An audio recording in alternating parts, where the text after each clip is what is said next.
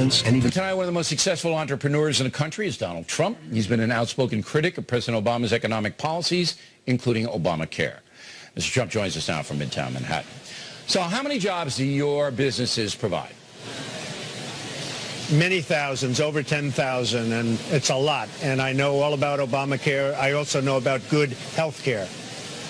When you look at your core business, is it helpful to you that we have this affordable health care law? Is that helpful to you, Donald Trump?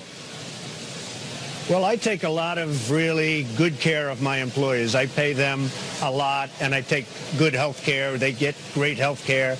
And it affects me to a certain extent, but not to the extent that a lot of other businesses are affected. Many businesses are closing up. Many businesses are hiring part-time workers. As you know, they're hiring fewer than 50 workers. There are a lot of tricks to Obamacare that, frankly, I mean, people are becoming PhDs in Obamacare. And it's very unfair, it's very unfortunate, but is affecting unemployment, and it is certainly affecting other businesses very, very seriously. Okay, so but in your business, because you provide a higher level of compensation, doesn't hurt you directly, but you believe that it's hurting the economy because the smaller business people are cutting back. What would you do? It has less effect on me, yes. All right, say you were appointed czar of the economy. How would you get the employment up and the wages up and everything like that? Do you have a strategy? Is there something you would do?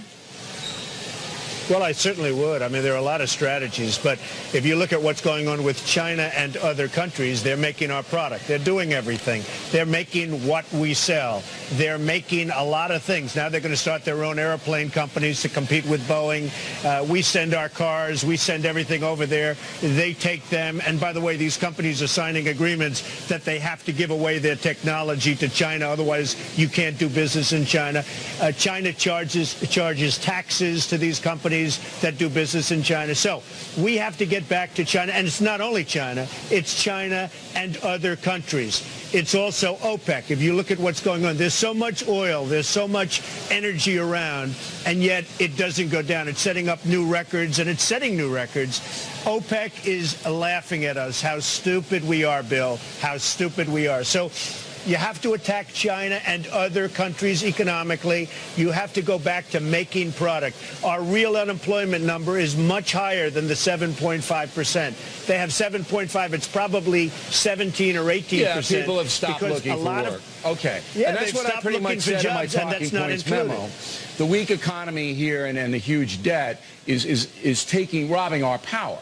But when you say you're going to attack China, that means you're going to get into a trade war with them. And that could very, very severely affect the American economy, could it not? Bill, we have all the power. Believe me, you know, it's one of those things. They supposedly lend us money. What are they doing? They're lending us our money. If China ever thought that we were going to tax their product coming into this country, which stupidly we don't, if they ever thought there was somebody that really was going to do it, they would stop manipulating their currency, which is the biggest thing they have on us. Not cheap labor. They manipulate brilliantly, better than anybody has ever manipulated before their currency.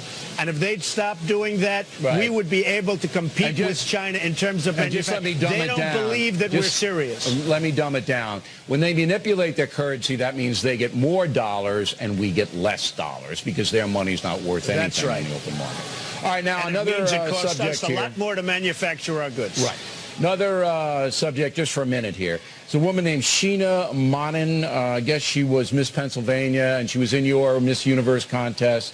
And she sued you because she said the contest was rigged, and she lost, and the judge is ordering her to pay $5 million. She doesn't have that money. Are you going to let her off the hook? What are you going to do? Well, Bill, she said terrible things about me. Now, I know you don't like it when people say bad things about you. She said terrible things about the Miss USA and the Miss Universe pageants, which are stellar, which are fabulous, which are really properly run and doing great. And I thought it was inappropriate. So we brought a lawsuit. She lost $5 million. I don't know quite what I'm going to be doing at this point, but I will certainly let you know. All right. Well, cut her some slack. Make her, this is my suggestion, cut her some slack, but she should pay something. and then give that to Wounded Warriors or something like that. That's what I would do. Well, I love doing that, and there's nothing better than Wounded Warriors. There's no better cause. Right. Interestingly, she went on the Today Show, Bill. I thought they were interviewing the winner. They were interviewing her. I said, what's she doing on the show? She said bad things. She paid a big price. All right, Donald Trump, everybody. Plenty more ahead as the factor moves along this evening.